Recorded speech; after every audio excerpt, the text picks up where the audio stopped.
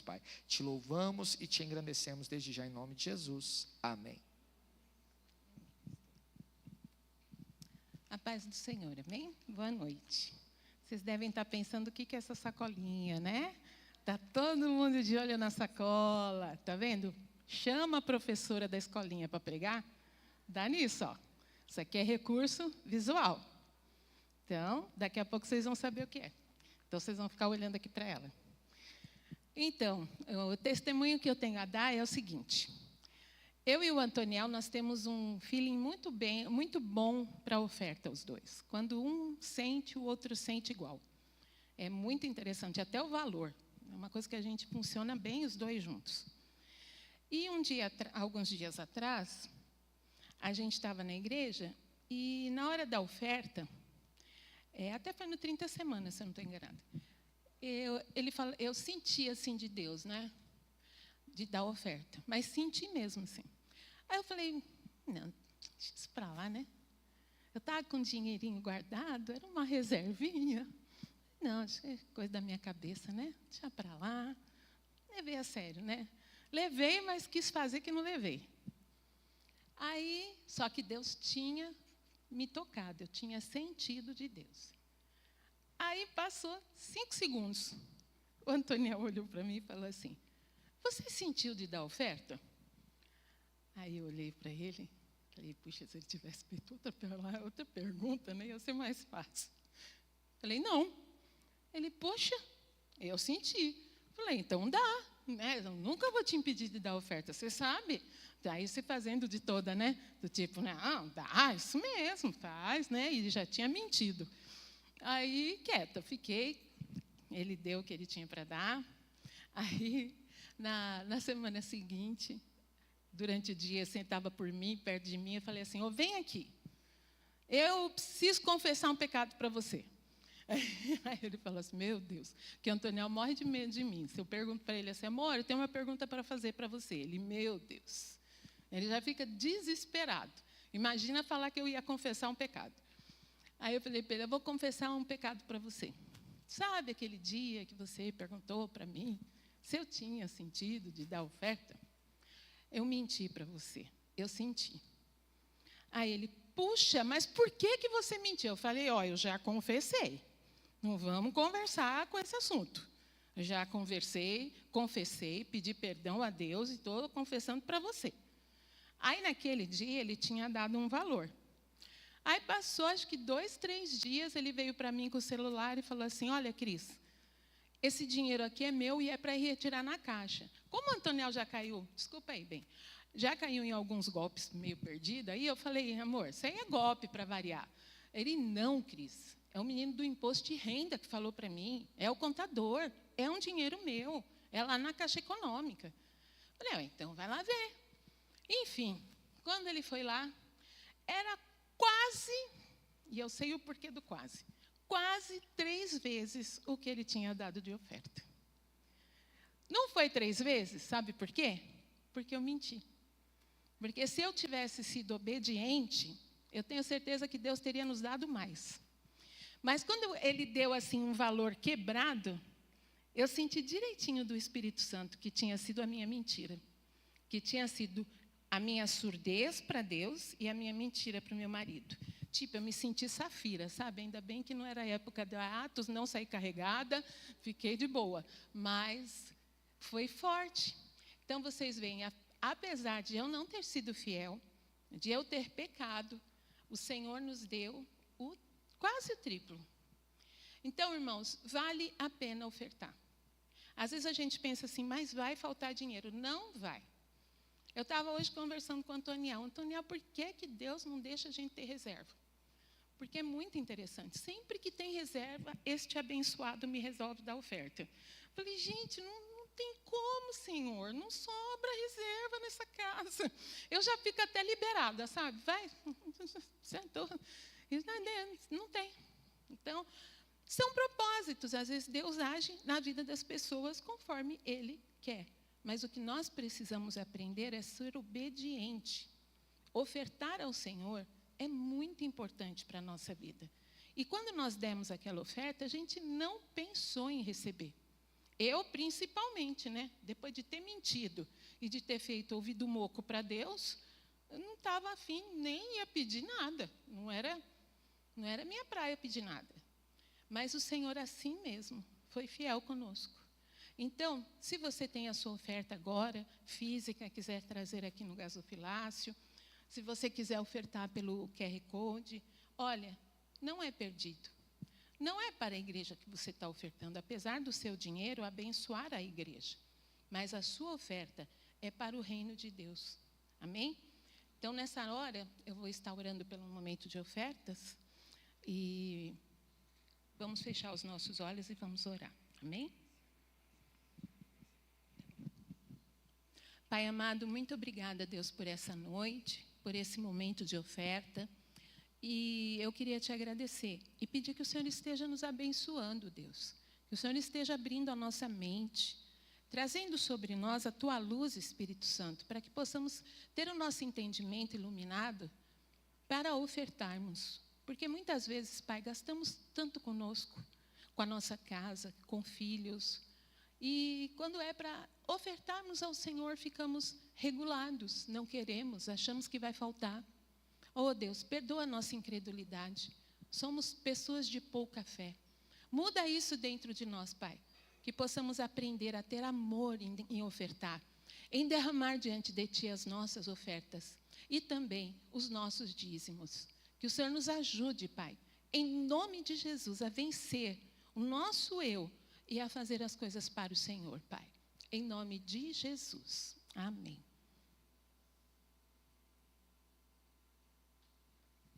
Não adianta perguntar o que é sacola. Calma. Não é presente, não é. Vocês vão se surpreender com essa sacola. A minha mensagem vai ficar gravada por essa sacola. Vamos abrir. Hoje nós vamos falar sobre o fruto do Espírito. Segunda-feira eu fui dormir, né? Um dia normal, fui dormir.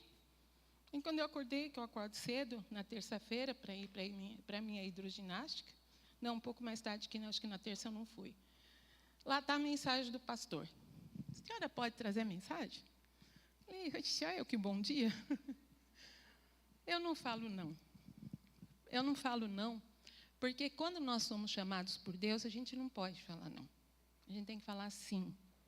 Eis-me aqui, Senhor. Usa-me a mim. Porque se Deus te chamou através de pessoas, é porque Ele sabe que você pode.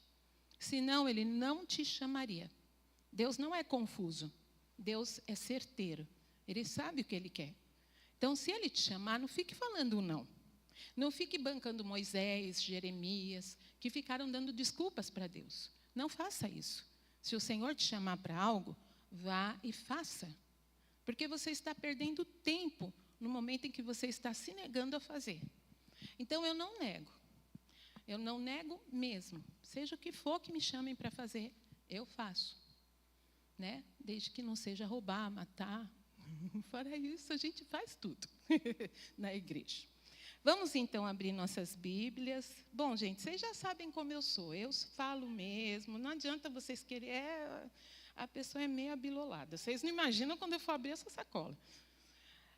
Gálatas 5, versículo 22 e 23. Diz assim: mas o fruto do Espírito é, em umas traduções, amor, na minha caridade, gozo, paz, longanimidade, benignidade, bondade, fé, mansidão, temperança. Contra essas coisas não há lei. Amém? Hoje a gente vai falar sobre o fruto do Espírito.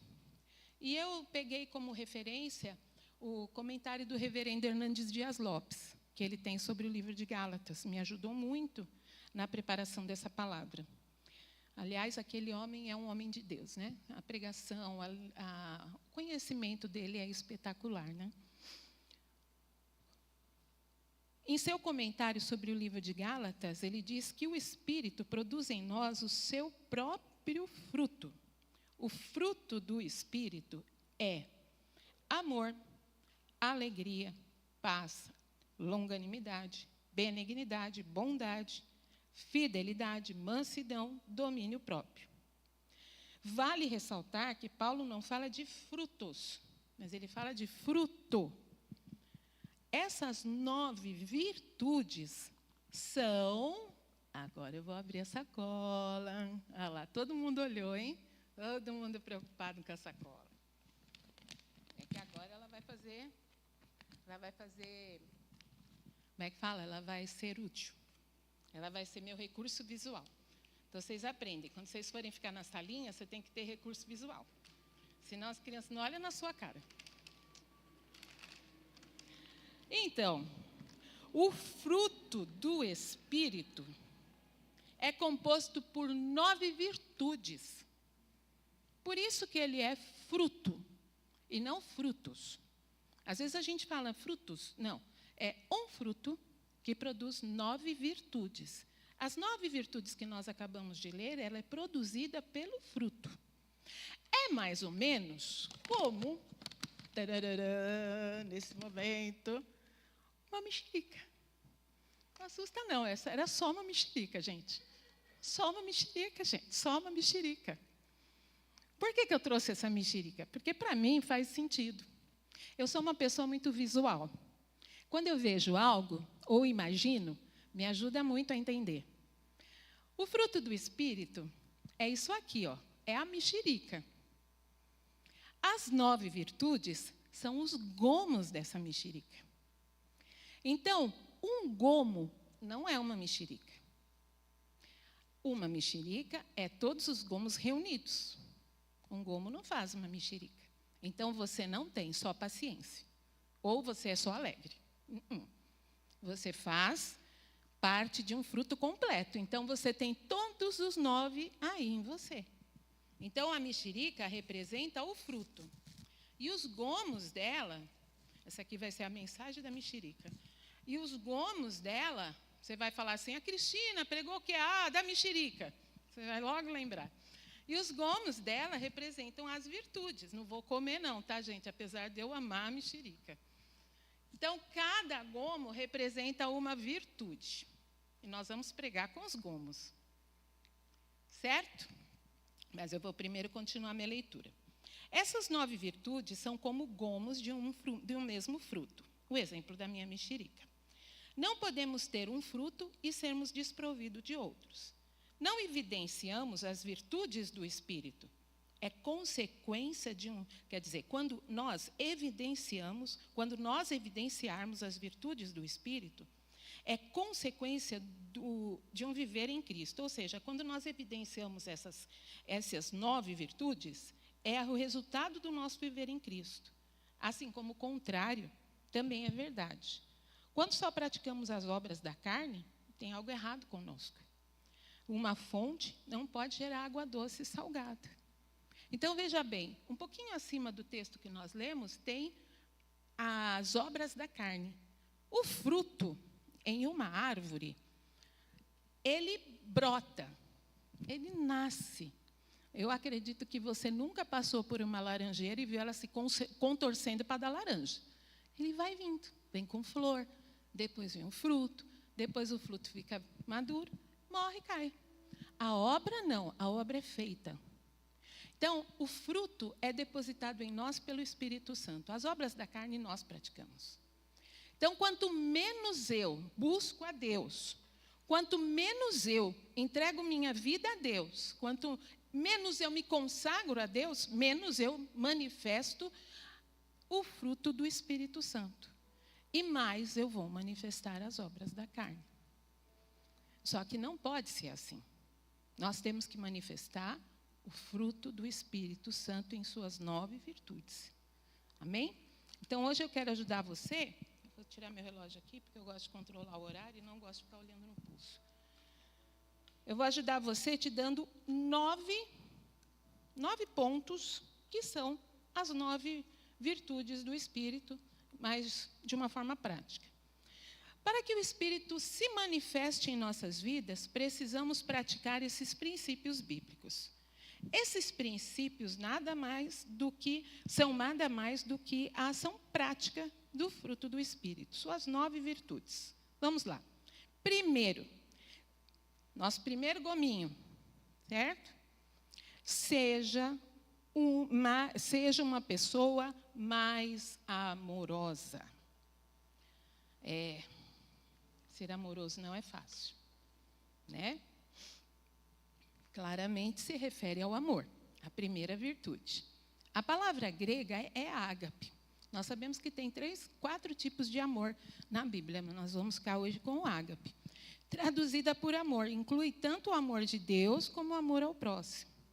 Ser uma pessoa amorosa e ser alguém que se doa, preocupa-se com os outros de forma legítima, se compadece da dor alheia. E pensa, gente, no mundo de hoje, isso está acabando. A Bíblia fala que o amor de muitos se esfriaria. E hoje já não tem nem esfriando, já quase não tem mais. Mas nós temos. Isso não é uma questão de, será que eu tenho? Não, você tem o fruto e tem o amor dentro de você. Para a nossa sociedade hoje, nós somos indispensáveis. Nós precisamos ser amorosos. Nós temos que ter cuidado com as pessoas, nós temos que nos preocupar com a pessoa de forma legítima, não ficar esperando algo em troca. Nós temos que nos doar, amar que nem você ama a sua família, você tem que amar ao seu próximo. Não tem diferença. Como você se ama, você tem que amar aquele que está próximo de você, aquele que convive com você.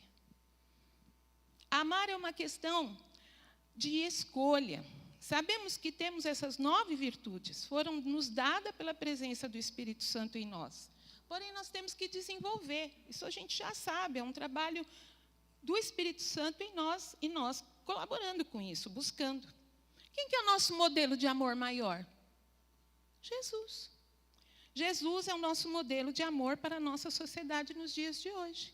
Você não precisa ir longe. Você não precisa ficar buscando em pessoas um exemplo perfeito que você já tem. É Jesus. Ele é o exemplo de amor. E eu quero trazer para você 2 exemplos de amor de Jesus. Jesus fez muitos milagres. Por onde Jesus andava, ele se preocupava com as pessoas, com a dor da pessoa, com o sofrimento da pessoa. Porque já os fariseus, saduceus, indumeus, lá sei o tanto de eus que tinha lá, se preocupavam com si próprios, com aquilo que eles ensinavam. Era só o que interessava para eles. Mas Jesus preocupava com as pessoas, ele ia no âmago das pessoas, na dor. Aquela mulher que estava com fluxo de sangue, ela estava há anos sofrendo com esse fluxo de sangue, com essa hemorragia. Eu acredito que ela foi afastada da família, porque ela não podia conviver. Ela era afastada, ela era marginalizada. Um dia, ela soube de Jesus. E aí, o que ela fez? Olha, eu vou dar um jeito de tocar nele. Por quê? Porque eu vou sarar. Olha, gente, é espetacular a fé dessa mulher.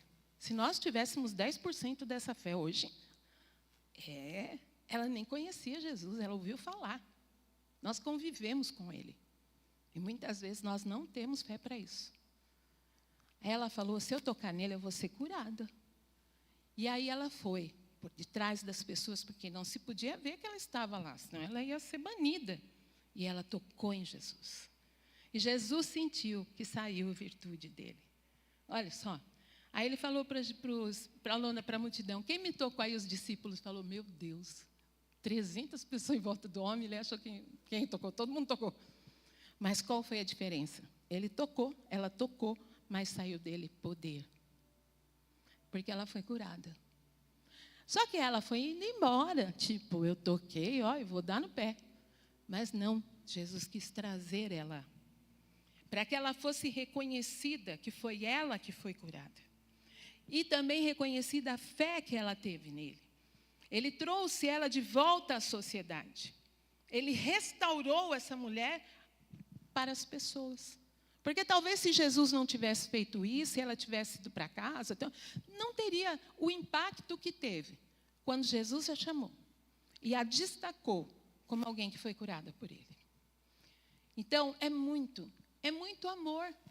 Jesus podia ter sido punido por isso. É sério que uma mulher hemorrágica tocar em Jesus. É sério, é lei, não podia. Mas Jesus amava. E esse amor não barrava-se pela lei. Outro exemplo é do leproso. Jesus podia chegar naquele leproso e falar, ser curado. Não, com Jesus não bastava isso aí. Ele foi tocar no leproso. Ele tocou em um leproso. Nossa, ele estaria acabado. Não podia. Os leprosos eram os párias da sociedade. Eles eram assustadores, eles estavam acabados, eles não existiam mais para ninguém. Mas Jesus foi lá com todo o amor e tocou nele. Trouxe a ele a alegria da cura e a restauração dele à sociedade. Isso é amor. Então, nós temos um exemplo de amor. Segunda coisa, decida ser uma pessoa permanentemente feliz. Em Filipenses 4:4, Paulo diz, alegrai-vos no Senhor. Outra vez vos digo, alegrai-vos. Por quê? Porque tem que se alegrar. Paulo estava numa colônia de férias? Não, Paulo estava preso numa prisão terrível. As prisões do passado não chegam aos pés. As nossas prisões aqui hoje, que são horríveis, colônia de férias. Pelo que eu ouço e vejo, leio, eu não consigo imaginar aquele ambiente. Que eles disputavam ali, estavam sentados ao lado das suas fezes, da urina. Eles não tinham direito a médico, eles não tinham comida direito, eles não tinham direito a trocas de roupa. Eles estavam presos de jeito terríveis. Paulo já não era um menininho. Então, esse homem encarcerado diz, alegrai-vos no Senhor. Traduzida por alegria, é a alegria fundamentada num relacionamento consistente com Deus. Não é a alegria que provém das coisas terrenas ou triunfos passageiros. Nem mesmo é triunfar sobre um rival. Antes é o gozo que tem Deus como seu fundamento. Segundo William Buckley, parece estranho que Paulo, que estava preso, encarcerado, podia estar pedindo a uma igreja que se regozijasse. Mas a atitude de Paulo nos ensina uma importante lição. Nossa atitude interior não precisa estar sujeita às nossas circunstâncias exteriores. Mais um gominho. Agora, a alegria. E agora eu não vou dar um exemplo bíblico, eu vou dar um exemplo da nossa igreja. A pastora Solange. A pastora Solange, para mim, é um exemplo de mulher. Eu amo a pastora Solange, ela sabe disso. A maioria de vocês sabem que ela teve um câncer e que foi curado. Em momento algum, e eu ficava impressionada, eu ficava caçando, não, uma hora eu vou ver. Não, tem que ver. Como isso? Em momento algum, pelo menos aqui conosco, na casa dela, isso é ela e Deus. Mas aqui conosco, eu nunca vi ela chorar. Eu nunca vi ela mudar de feição. Eu nunca vi ela se abater. Lógico, ela estava abatida pela saúde, mas não o espírito. A gente entrava, o mesmo sorriso na porta, o mesmo abraço. E sabe lá Deus as dores que essa mulher passou. Porque a radioterapia é cruel. A químio que ela fez não foi tão agressiva quanto a químio de injeção, mas é terrível também. Ela passou pelo medo da morte, porque quando você ouve câncer, você ouve morte. Traduzido, morte. Mas isso não abateu ela. Ela foi força para nós. Nós ficamos muito preocupados. Eu fiquei muito preocupada, sinceramente, porque um pouquinho antes a gente teve um culto de mulheres, ela estava tão feliz falando da idade dela, do momento que ela estava vivendo, aí passou um tempinho. E também a mãe dela tinha sido curada de um câncer, há tão pouco tempo. E aí veio essa notícia terrível. Foi terrível para nós. E a gente não via. Eu falava para o Antoniel, amor, eu não vejo a pastora Solange abalada. Como essa mulher é de Deus. Isso, meus irmãos, é fé, é a alegria do Espírito Santo. Como alguém com câncer pode estar alegre? Eu sou visitadora hospitalar. Eu já visitei várias vezes a área da oncologia da Santa Casa. Nunca vi ninguém feliz, te garanto. São histórias horríveis que eu ouvia lá. Então, o meu exemplo de alegria, para mim, a minha inspiração de alegria é a pastora Solange. Porque ela é uma mulher que mostra a alegria genuína de Cristo. Alguém que você vai olhar para ela, me mostra aqui, se alguém tiver, pode falar, pode levantar e falar.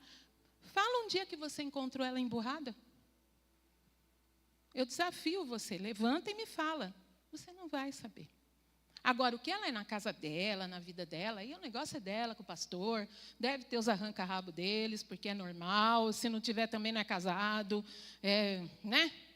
Eu e o Antoniel, a gente parece esse amorzinho, né, bem? De vez em quando a gente dá uns arranca-rabo, manda ele para fora de casa, aí ele volta e, né? Mas a gente se ama. Mas aqui, ela é um exemplo. E eu creio que em todos os lugares onde ela vai. Amém? Eu amo a senhora, pastora.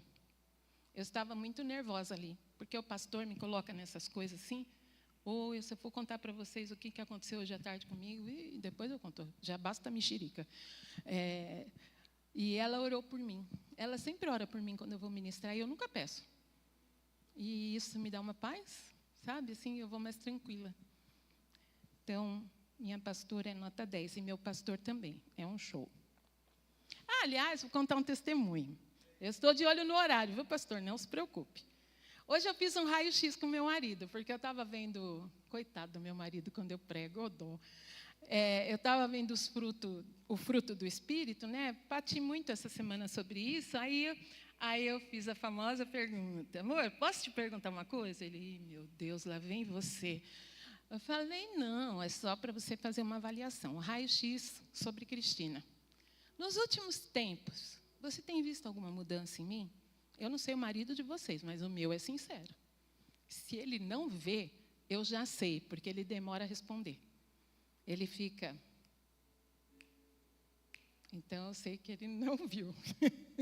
E se ele for falar, vai ser só para me agradar. Mas ele foi bate pronto. Eu tenho sentido você mais tranquila. Você está conseguindo se controlar mais, porque parece que não, né? Mas eu sou bem irritada. Barraqueira, segundo ele. Então, vocês verem o amor que meu marido tem por mim, a definição dele pela esposa. E ele falou para mim, você está muito mais controlada, você pensa muito mais antes de fazer as coisas. Poxa, isso para mim foi nota 10, né? E ele falou uma coisa, pastores, não fiquem tristes, não. É que eu acho que eu já comentei isso com vocês, minha experiência com pastores era terrível. E aí ele falou, e você está de parabéns. Você se relaciona muito bem com os nossos pastores. Como eu nunca vi você se relacionar, você está bem melhor. Então, está vendo? Melhorou, né? Não falou mais nada, mas está bom. Já está bom, né? Já tem 2 pontos positivos. Faz esse raio-x em casa de vez em quando, é bom, sabia? Porque as pessoas que convivem com você é que veem os seus erros. Se você vier me perguntar, o que você acha de mim? Você acha que eu vou falar a verdade? Fica difícil, né? Vou falar para você, você é fofoqueira? Você é chata? Eu não, né? Eu não quero perder essa amizade. Vou falar, você fala um pouquinho demais. Você é um pouco coisa pegajosa. Mas as pessoas que moram com você, elas falam. Faça isso de vez em quando, isso é bom. Principalmente no desenvolvimento dessas virtudes. Terceiro, experimente viver uma vida pacífica. Lógico, vamos falar da paz. A palavra grega é eirene, traduzida por paz. Refere-se fundamentalmente à paz com Deus. Era usada para descrever a tranquilidade e a serenidade que goza um país que tem um governo justo. Não precisa pensar em nada, hein, gente? Nada disso, não pense em governo, só ouve a palavra. Significa não apenas a ausência de problemas, mas, sobretudo, a consciência de que a nossa vida está nas mãos de Deus. Ter a paz de Cristo em nós, como diz em João 14, 27, Jesus fala, a minha paz vos dou, não vou lá dou como o mundo a dá, é uma paz diferente. Faz toda a diferença em nossas atitudes. A forma como as pessoas vão nos ver, principalmente aquelas que convivem conosco dia a dia, a nossa atitude vai influenciar diretamente, e isso é diretamente, o desejo delas por Cristo. Olha que coisa séria. Sabe quando fala paz? Sabe o exemplo que me vem à cabeça assim, aí bate pronto? É Jesus dormindo naquele barco no meio da tempestade.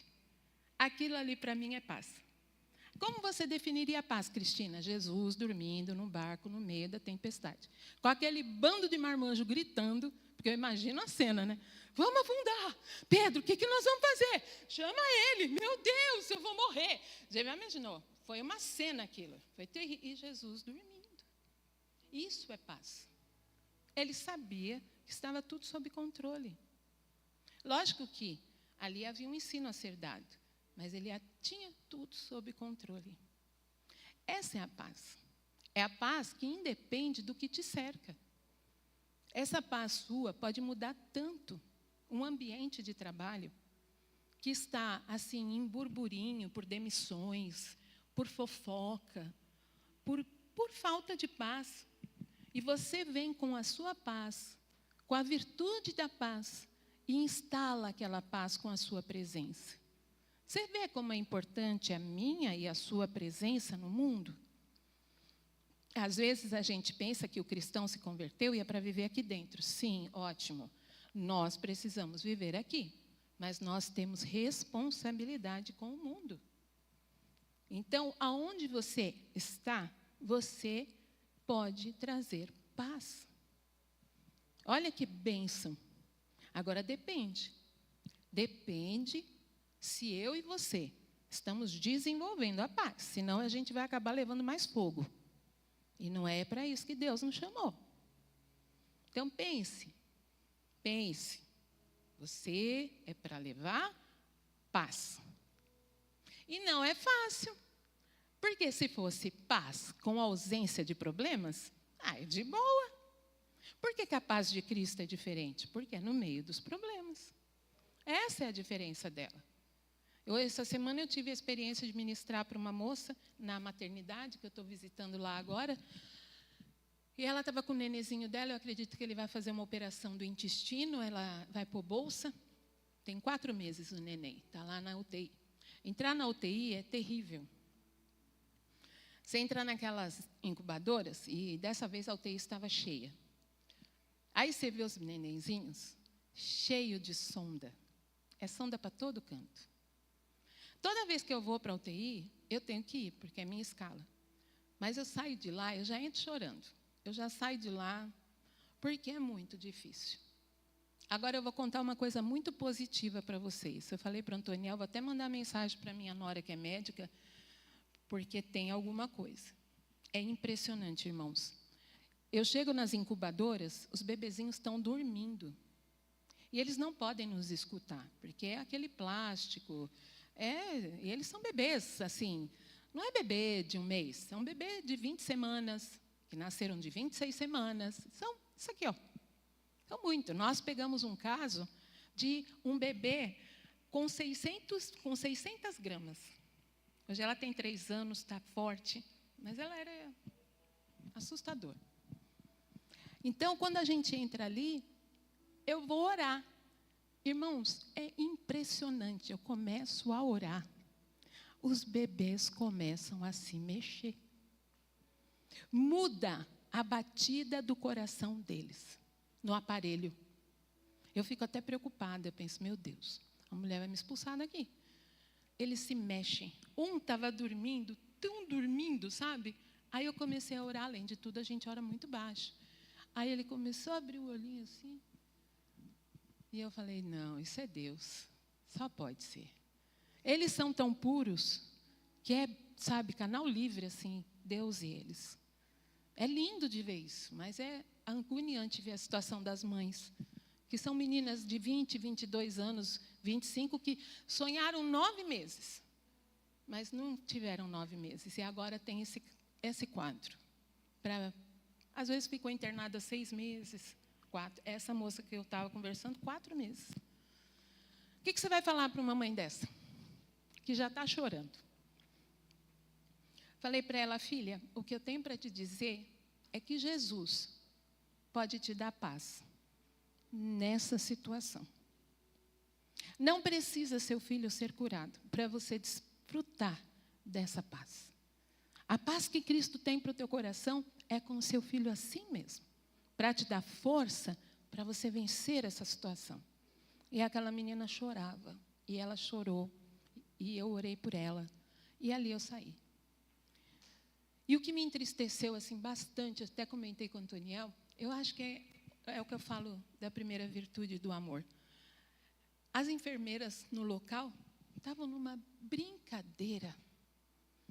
Estavam falando tão alto, rindo, fazendo piada. Ai, isso me dói, sabe? Minha vontade era dar uma bronca nelas. Mas eu não posso, porque elas odeiam a capelania.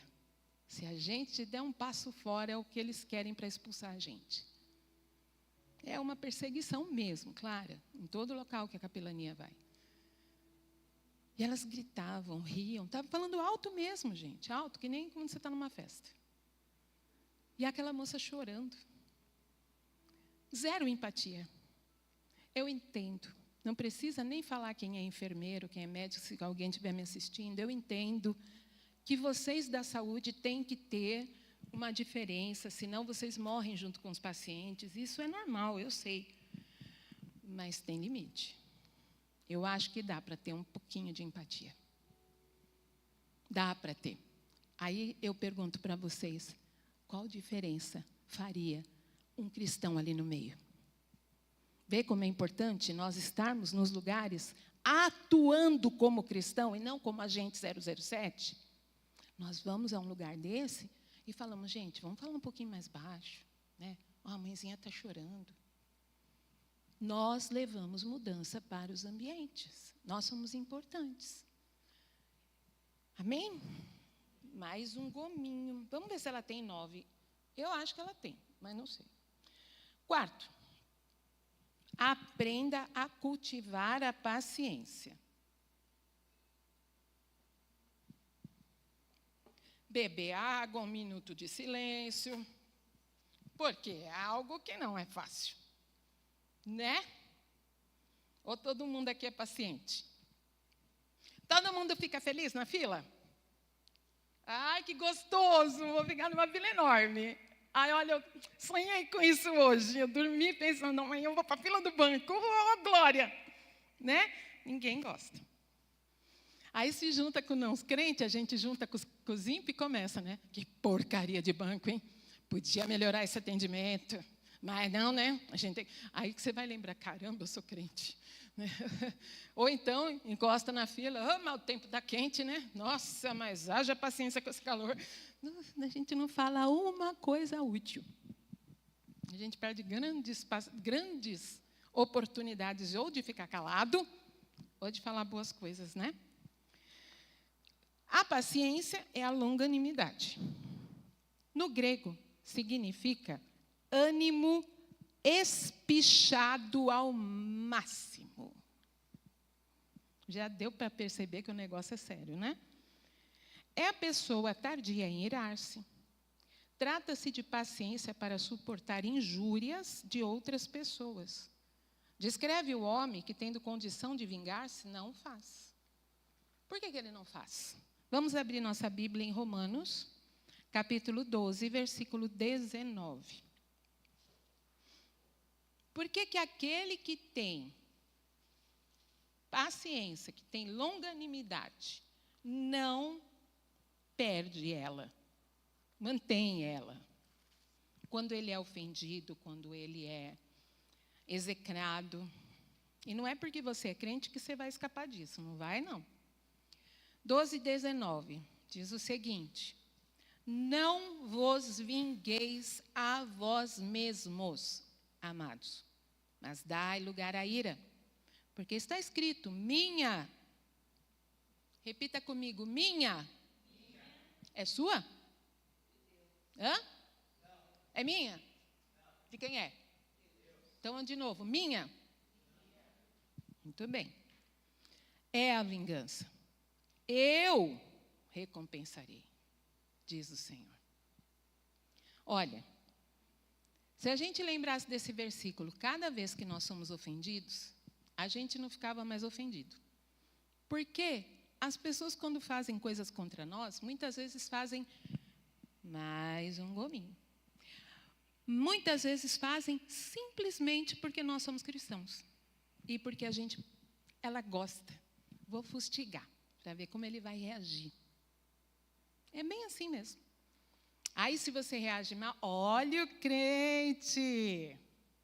Eles ficam testando a gente.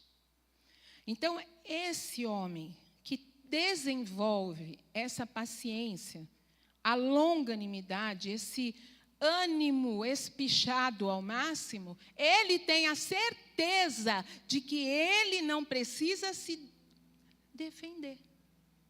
Deus vai defender ele. Deus vai vingar ele.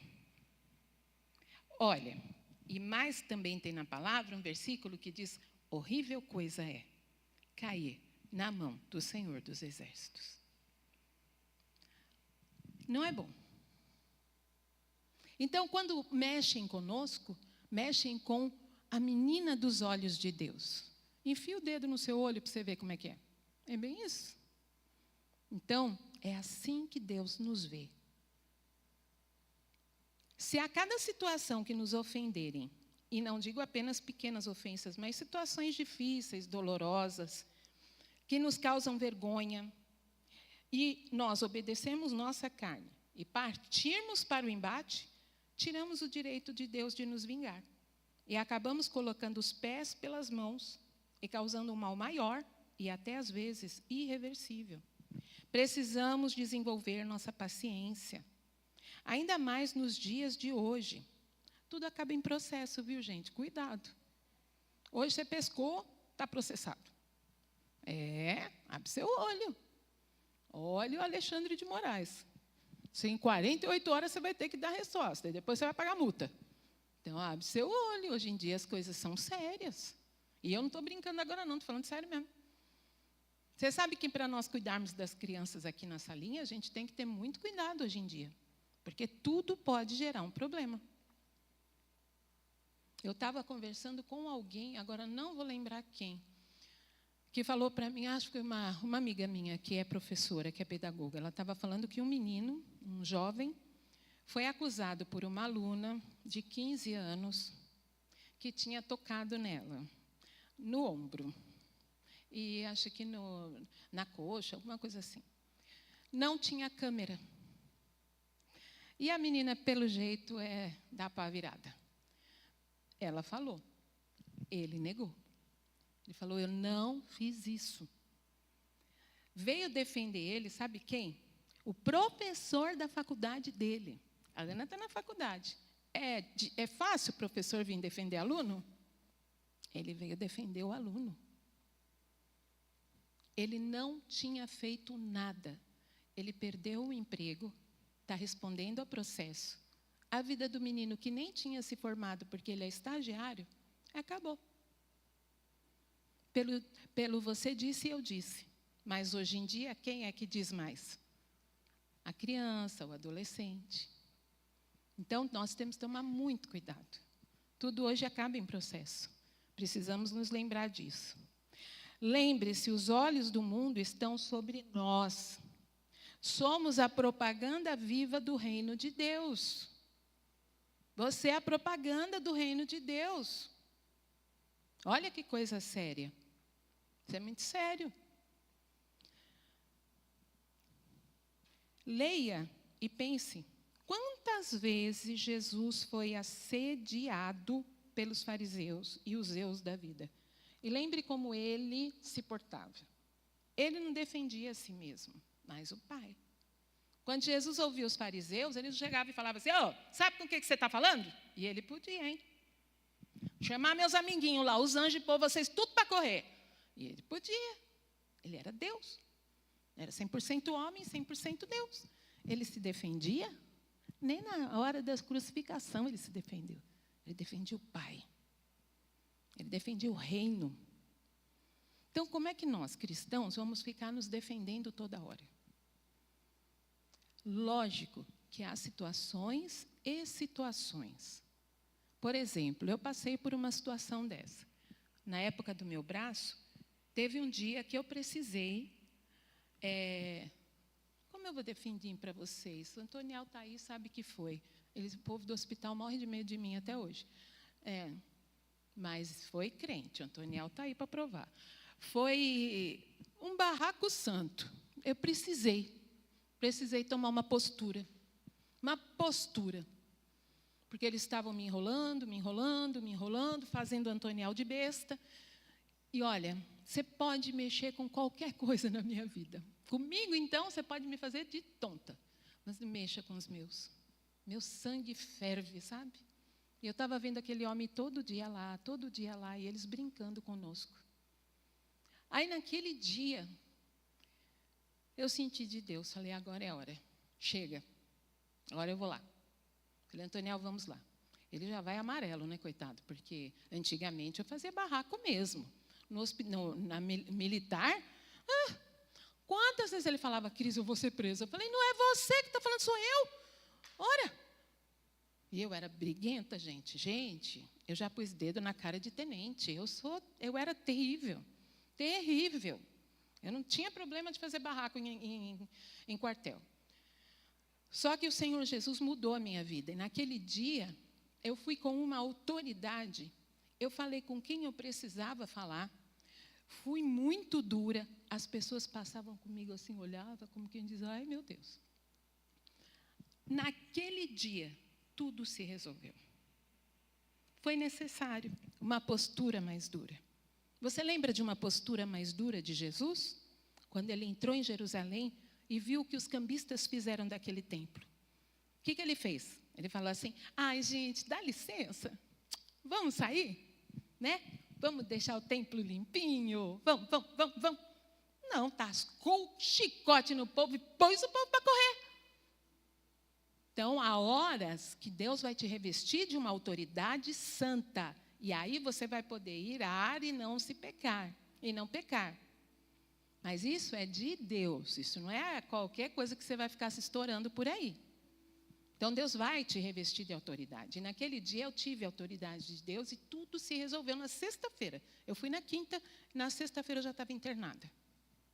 E foi duro para mim. Porque naquela sexta-feira eu ouvi daquele médico perturbado que o meu braço ia ficar torto. Foi terrível aquele dia para mim. Mas Deus me deu graça. Passou, está retinho, tem um movimento absurdo para quem quebrou o pulso. Ninguém entende como, mas eu sei. Foi Deus. Então, tem horas que nós vamos ter que ter autoridade de Deus. Não é barraco. Barraco é o que eu fazia. O que eu fui fazer na quinta-feira foi com autoridade. E eles ficaram com medo de mim mesmo. O Antoniel diz que quando ele vai lá e fala coisa, ele fala, é aquela senhora que operou do pulso. Então, eles já me conhecem. Quinto gominho. Expresse mais sua amabilidade. Benignidade. Que está aí é benignidade. Traduzida, no grego, significa gentileza. Refere-se a uma disposição gentil e bondosa para com os outros. Trata-se de uma amável bondade. E também a preocupação com as outras pessoas que se reflete no desejo de tratar os outros com cuidado. Assim como o Senhor trata todos os crentes. Vemos isso em Mateus 11, 28 e 29. Vamos ler lá. Mateus 11, 28 e 29. Nós temos um Deus gentil, amável. Nós não podemos ser diferentes.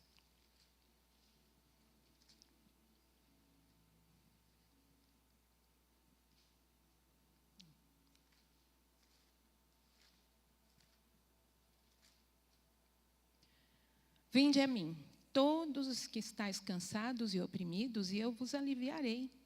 Tomai sobre vós o meu jugo e aprendei de mim, que sou manso e humilde de coração. E encontrareis descanso para a vossa alma.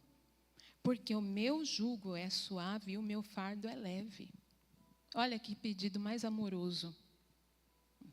Que pedido mais amável. Jesus pede para você vir a Ele. Vem a mim. Eu vou aliviar a sua carga. Troca aqui comigo. Você consegue enxergar Jesus fazendo isso? O tom da voz dele? O rosto dele? Como ele fala isso? Como ele trata a nós, seus filhos, com toda essa amabilidade? Como que eu e você podemos ser diferentes? Como que nós podemos tratar as pessoas que nem cachorro, muitas vezes? É nos exigido, sim, que aprendamos a sorrir, a termos um rosto alegre. Quando a pessoa vai te cumprimentar, bom dia. Pelo amor de Deus, o seu sorriso já é um meio de você evangelizar.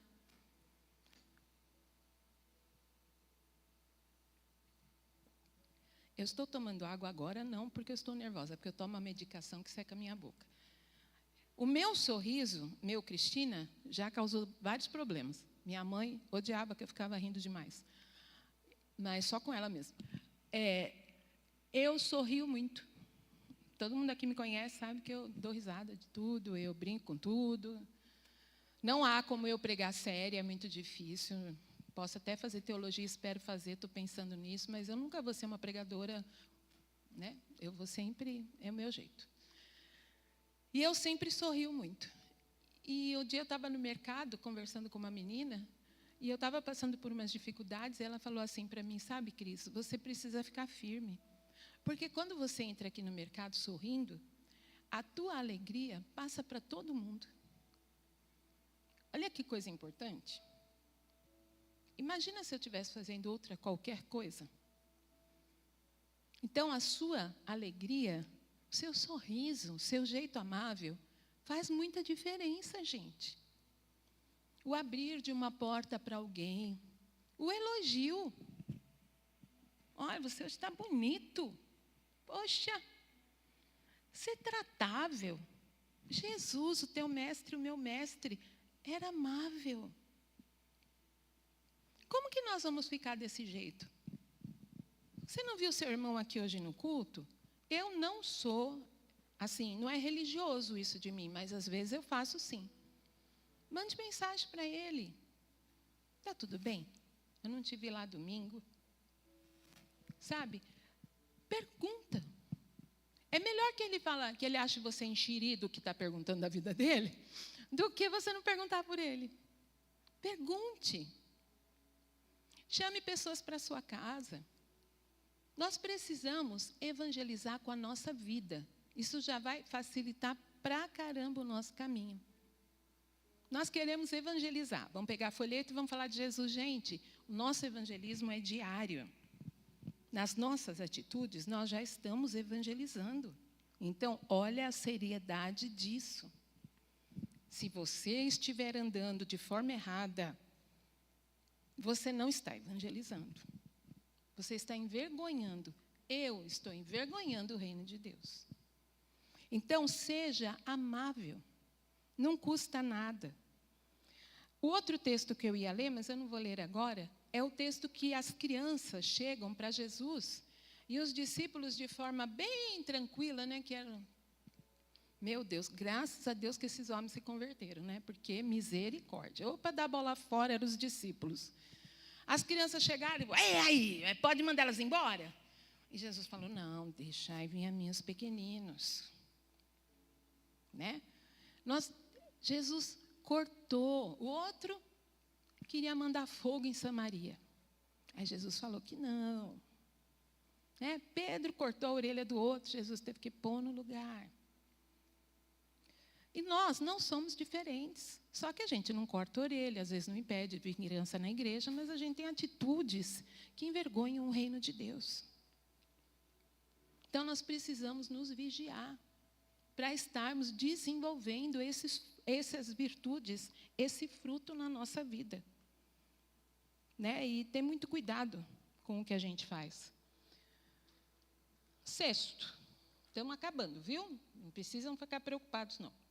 Sexto, gominho. Viva uma vida plena de generosidade. Aí nós vamos nos referir à bondade.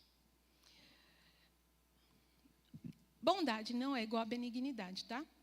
Às vezes a gente pensa, benignidade. O que é benignidade? É bondade. Bondade, o que é benignidade? Não, cada uma tem sua...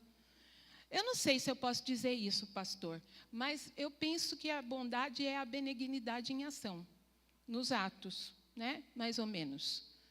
É a ação, né? Daquilo de você ser alguém amável, você produz uma obra, você ajuda, você trabalha a favor do seu próximo. Essa é a bondade.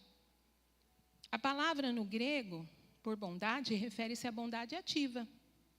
Eu sou bom, mas você não faz nada? Como é que é? Ser bom não é assim. Como um princípio energizante, a bondade pode reprovar, corrigir, disciplinar, mas a benignidade só pode ajudar. Um escritor disse que Jesus mostrou bondade quando purificou o templo e expulsou os que o transformaram em um mercado. Mas manifestou benignidade quando foi amável com a mulher pecadora que lhe ungiu os pés. Já imaginou se ele tivesse feito ao contrário? Que tristeza, ele dando de chicote na mulher e agradando os mercadores. Mas será que isso não faz lembrar muitas vezes hoje em dia? Às vezes as bolas são trocadas, né? Se despreza um ato de amor por um ganho. A gente tem que pensar muito nisso, cuidar muito do nosso coração. Novamente, olha só, Jesus como exemplo. Jesus mostrou a benignidade do amor dele por aquela mulher, o carinho dele por aquela mulher. Judas já estava interessado no ganho. Então, nós temos que ter muito cuidado com as nossas ações. A bondade, é como ele falou aqui, ela pode corrigir, disciplinar. Ser bom não quer dizer que você vai ser bobo. Bondade é uma coisa, bobeira é outra. As mães por aqui, como eu, você já falou isso para o seu filho. Você não está gostando, mas é bom para você. Vai ser bom para você. Né? Você está apanhando, você não está gostando, mas vai ser bom para você, né, Cauê? Vai ser bom para você. E vai ser bom mesmo.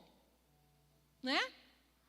Porque muitas vezes os pais e as mães, quando não disciplinam os seus filhos, não mostram bondade para eles, por eles. Se você for procurar falar com a minha filha, para variar, e com meu filho, vão dizer que eu batia neles todo dia. Eita, não sei onde eles tiram isso, mas tudo bem. Deve ser que eu batia algumas vezes. Mas apanhavam. Quando faziam coisas erradas, apanhavam. Apanhavam, levavam bronca. Quando não precisava apanhar, era só a bronca. Mas não passava ileso o que faziam de errado. Isso é amor. Isso é bondade. Você está sendo bom com o seu filho. Mas agora não é embora lascar batendo nos filhos, tá? É só para entender que quando você dá limites aos seus filhos, você está sendo bom com eles. Aí, muitas vezes, como pai e mãe, a gente que acha que ser bom é dar coisas para os nossos filhos. É dar presente, é dar um bom estudo. Tudo isso não é ser bom, isso é obrigação sua. Dar um bom estudo, dar um bom acompanhamento. Ser bom com seu filho é dar limite a ele. É cuidar dele, é corrigir ele. Isso é ser bom com o seu filho. Porque se você não fizer isso, você está tornando o seu filho réu do inferno. Nossa, Cristina, mas é. Seu filho precisa de limite. E se você não der limite para ele, tem um outro versículo que fala outra coisa. Um filho malcriado é vergonha da... Quem sabe? Da mãe. Não é nem do pai. Então, mães, abram seus olhos. Não é nem do pai, é da mãe. Porque a mãe administra o lar. E o homem é o sacerdote do lar. Lógico que o homem tem total poder de disciplinar, de orientar, mas a mãe está ali todos os dias, é diferente. Então, discipline seus filhos. Ah, mas quando ele crescer, você só vai parar de disciplinar seus filhos quando ele casar. Enquanto ele for solteiro e estiver morando com você, que é o certo, ele está sujeito à sua disciplina. A autoridade de Deus sobre ele, se ele tem 20, 40, 50, não era para estar em casa, né? Mas tudo bem. Mas se ele tiver 18 anos, estiver solteiro, morando na sua casa, comendo da sua comida, você é a autoridade na vida dele. E não adianta conversar. Ah, mas ele é adulto de maior, o problema é dele. A Bíblia fala que você é autoridade na vida do seu filho. Quando ele casar, aí a sua autoridade cessou. Aí a esposa está sujeita ao marido. Mas até então, solteiro, ele é autoridade, você é autoridade na vida dele. Você vai ter que exercer a sua autoridade, até mesmo se ele não morar com você. Eu vivi isso com a Natália. Aí ela morou em Piracicaba 10 anos, porque ela foi estudar. Ela e o Arthur. Quantas vezes eu fui ali e disciplinei a Natália e o Arthur e colocava eles no eixo como se eles fossem uma criança. E eles tinham que me ouvir. Por quê? Porque eu era mãe deles e eles não eram casados. Não me interessa se a Natália tinha mais de 18 anos. Ela é solteira, está na minha casa. Não estava naquela época, mas é solteira, é minha filha. Ela está sob a minha e a orientação do Antoniel. Sabe o que vai acontecer, gente? Lá no céu, quando chegar o julgamento, nós vamos ter que dar conta dos nossos filhos. Os nossos filhos são os primeiros discípulos que Deus nos deu. Então, bora lutar por eles, porque não é fácil. No mundo de hoje, não é fácil. Mas revestidos da autoridade de Deus, da graça de Deus, Ele nos dá a graça para vencer. Isso está dentro da bondade. Ser bom é disciplinar. Às vezes vocês veem a Natália, e ela não tem problema que eu cito isso. Vocês veem, a Natália é uma bênção, ela é um primor de Deus na minha vida. Os meus filhos são espetaculares. Eu falo para o Antoniel, amor, de onde veio esse povo? Porque eles são demais. Eu gosto demais deles. Mas minha filha me deu trabalho. Me deu trabalho. Dava vontade de pegar ele e bater. Aí sim, deu vontade de bater. Mas eu não batia, mas eu chamava atenção. Eu ficava triste. Sabia que mãe decepciona? Não fique triste não, mãezinha, se você se decepcionar com seu filho. Isso acontece. Você não é Deus, você é humana. Os erros do seu filho podem te decepcionar. Isso é normal. Não é mal não, tá? Puxa, estou triste com ele por isso. Totalmente normal. Não engula essa sua tristeza, viva ela. Isso é bom para você. Filhos decepcionam? Nós não decepcionamos a Deus? Por que os nossos filhos não nos decepcionam? Então, deixa sentir a sua decepção, não oculte ela não. Comente até com seu filho, fiquei decepcionada com você. Eu e a Natália, numa época, nós tivemos uma conversa muito difícil. Mas Deus honrou, porque, sabe, o cerne de tudo em relação aos filhos, é o princípio da criação. Ensina a criança no caminho em que deve andar. E até quando for velha, ela vai lembrar dele. É a base. Mas nada que Deus não possa mudar se já estiver maior. Amém? Demonstre que você é uma pessoa leal. Agora nós vamos falar da fidelidade. Mais um gominho. Nós já estamos no 7º gol. Não sei não se vai dar 9, acho que vai sobrar. A palavra grega para fidelidade é pistis. Significa fé, lealdade. Descreve a pessoa que é digna de confiança. Em 1 Tessalonicenses 5:24, vemos nosso modelo de lealdade. Vamos abrir lá. 1 Tessalonicenses 5, 24.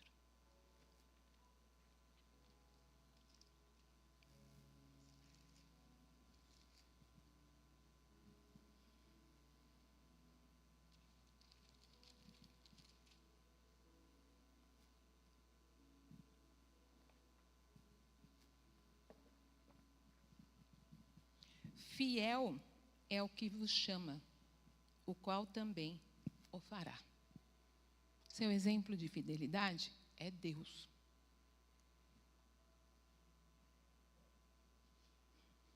As pessoas precisam confiar em nós.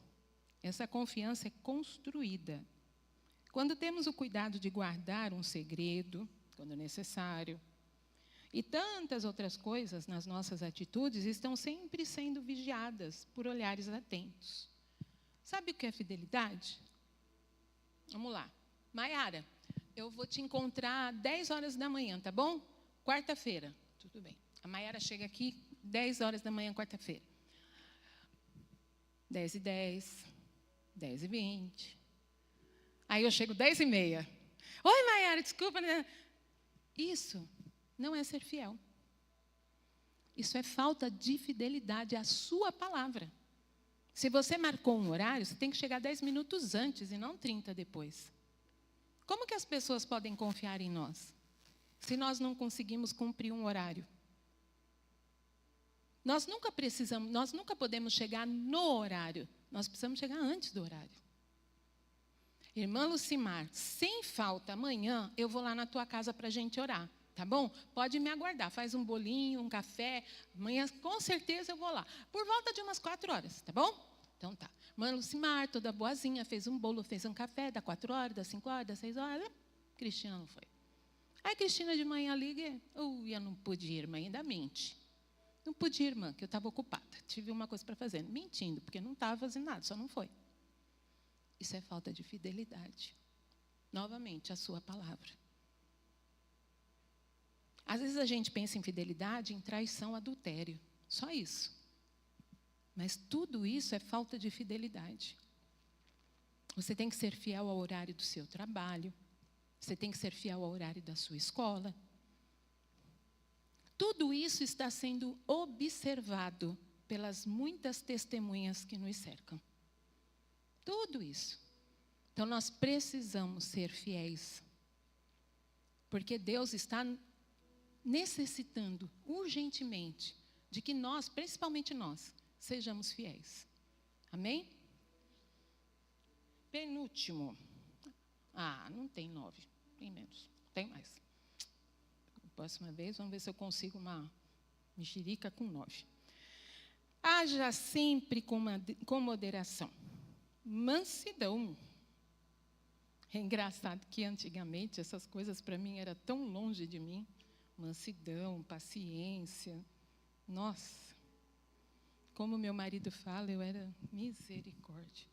No grego, a palavra para mansidão significa dócil, submissão. Quando você fala submissão hoje em dia, o radar das mulheres sobe. Ui! Sou submissa aqui, né? Somos iguais. Empoderada. Está tudo empoeirada, mas acha que é empoderada. Então, deixa para lá. É poder sobre controle. É poder sobre controle. A palavra era usada para um animal que foi domesticado e criado sobre controle. É muito interessante isso. É muito, muito forte essa colocação. Trata-se de uma atitude humilde e gentil que é pacientemente submissa em todas as situações de ofensa, não apresentando desejo de vingança e retribuição. Mais ou menos semelhante ao que nós já vimos ali atrás, mas bem diferente. O cavalo. Vamos trazer para o cavalo esse exemplo. O cavalo, quando ele é selvagem, ninguém monta nele. Vem o tratador e amansa o cavalo. O cavalo amansado e o cavalo selvagem são diferentes? Eu digo o animal. Mudou? O animal, corpo. Mudou? Continua o mesmo cavalo. Só que antes ele era selvagem e hoje ele está domesticado. Ele está sob controle. Nós estamos sob controle de Deus. Nós não podemos ficar aí nos revoltando a toda hora. Toda hora. Não. Você tem que estar sob o controle.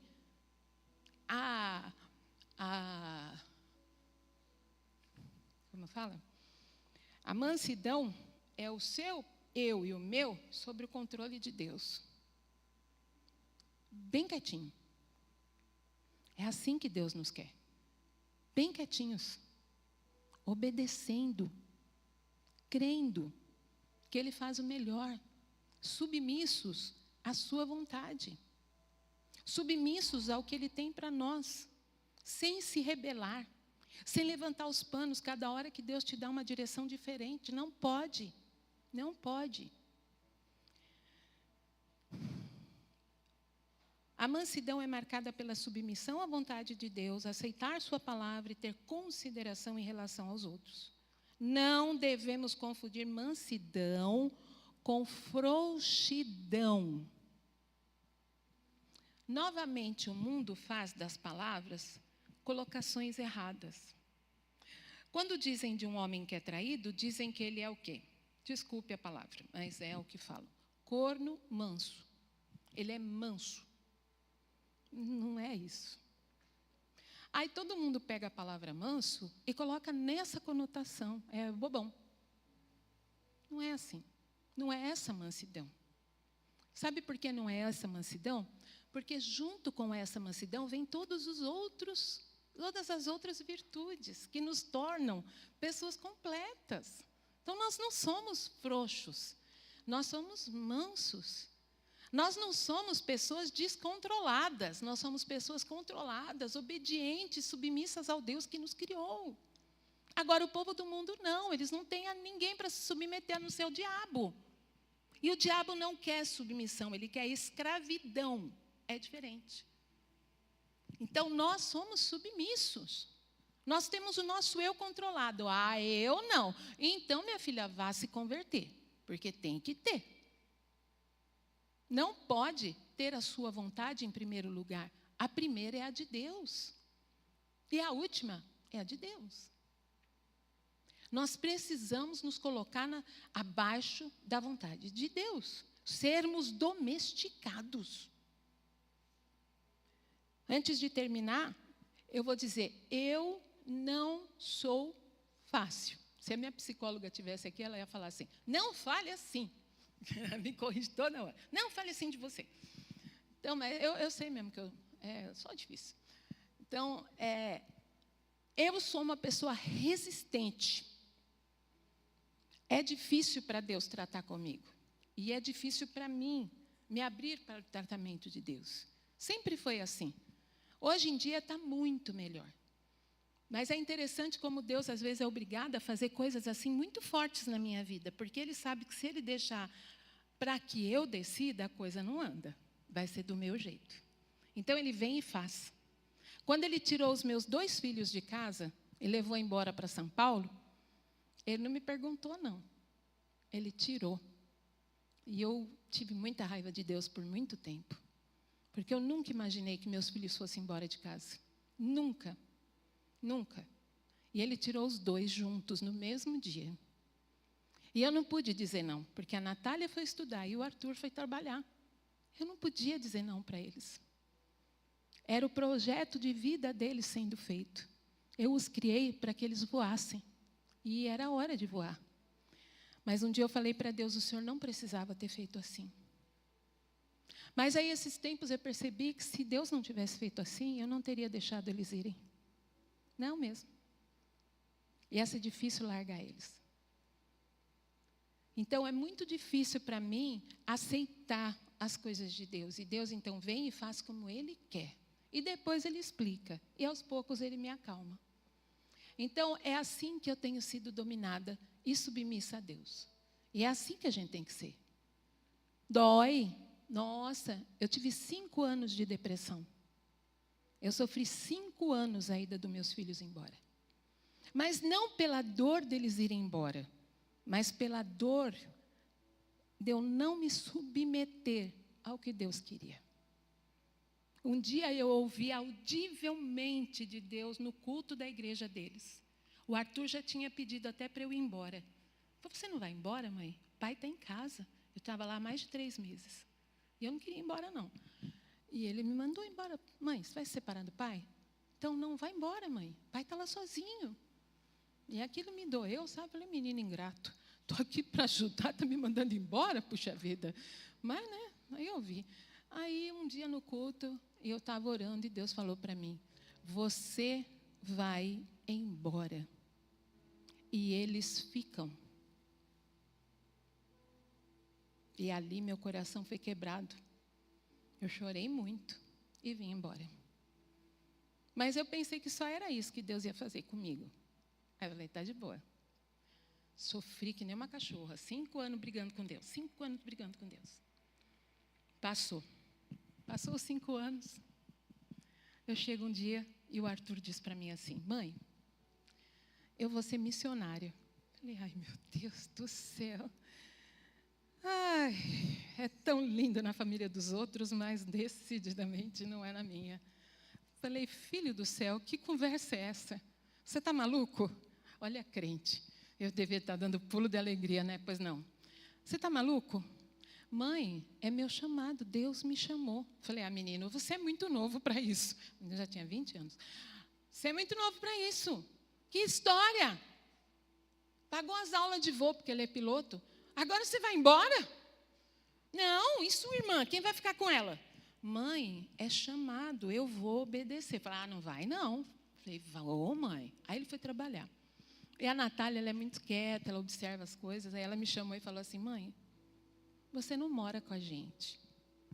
Eu vejo o Arthur chorar todo dia, orando por almas. O Arthur quer servir a Deus, mãe. Você não pode fazer isso com ele. Aí eu falei, de novo, senhor, hein? Consertou um lado, agora já vai estragar o outro. Já vou eu de novo brigar com Deus. Falei, senhor, por favor. Aí ficou complicado, né? Porque o patrão é Deus, né? Não dá para brigar. Quem chamou foi Deus, como é que eu vou brigar? Lá vou eu engolir de novo. Fui levar esse menino para o seminário. Quando eu chego no seminário, eu começo a ouvir as histórias mais lindas do mundo. Tipo assim, eu fui fazer estágio, comi tanta manga que tive uma diarreia louca, porque eu não tinha o que comer, porque eu não tinha dinheiro. Pronto, falei, pronto, meu filho vai vir na miséria. Olha a situação que meu filho está. Fui no quarto dele, era um quarto horrível, estava horrível na época. Falei, Jesus, olha, meu filho... Mas, nada. Aí, nesses dias, eu fiquei muito contrariada naquele seminário, eu estava totalmente contrariada com aquilo. Acho que eu nunca contei esse testemunho no púlpito. E muito brava. Aí o Arthur falou assim uma noite, mãe, nós vamos sair. E eu queria, você quer vir com a gente? Os meninos vão. Falei, Arthur, pelo amor de Deus, né? Vai sair com os meninos, você vai ter que conviver nesse lugar, vai você conhecer os amigos aí. Aí fiquei. E aí eu comecei a orar, né? Não comecei a orar, eu comecei a brigar com Deus. Falei, Senhor, de novo. Agora o Senhor me arruma 2 problemas. Esse menino nesse lugar horroroso vai ser missionário, não sei quem vai dar dinheiro para ele comer. Não sei como vai ser a vida do meu filho. Isso, gente, eu não estava brincando, não, estava falando sério. Falei, agora o Senhor vai fazer a minha filha ficar sozinha lá. Como eu vou deixar minha filha sozinha lá? Eu nunca vou conseguir dormir. Porque às vezes a gente brinca que a Natália é meio assustadora, ela se perde, sabe? A gente fica... E ela é menina, a gente tem um cuidado. Falei, agora a menina vai ficar sozinha? Olha lá, o Senhor me arruma mais 2 problemas, Deus. Falei, não tem cabimento isso. E eu comecei a orar com muita raiva mesmo. E eu comecei a chorar, falei, Senhor, eu não vou deixar meu filho nesse cubículo. Eu vou levar ele embora, Senhor, eu não posso. E aí eu comecei a orar e o Espírito Santo começou a trabalhar comigo. E eu tive uma experiência com Deus para nunca mais esquecer. Por isso que desde sempre, quando eu ouço a história de Ana, eu lembro daquele dia.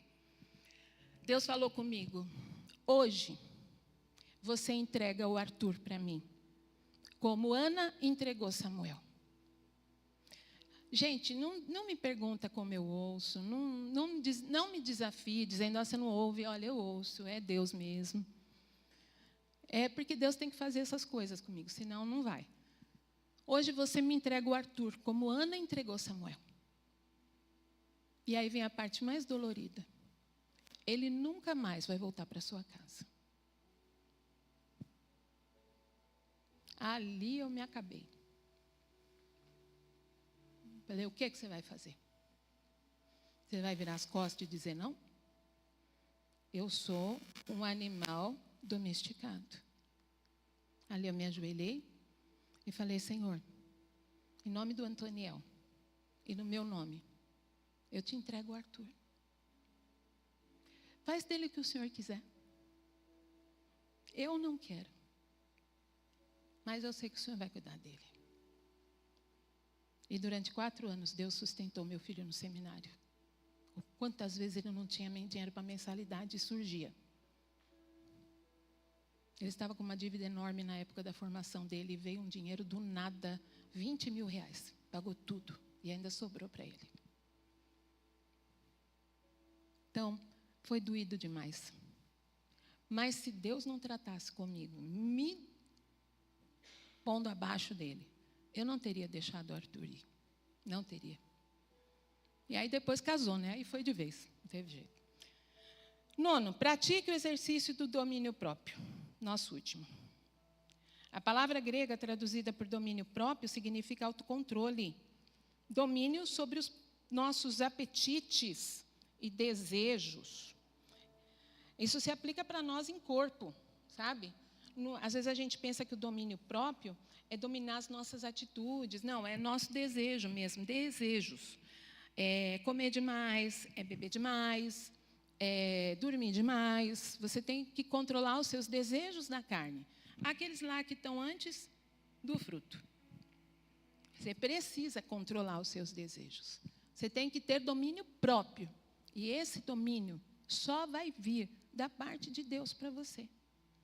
Nós não conseguimos agir assim, gente. Não adianta. Se não for Deus, nós não vamos conseguir. Pronto.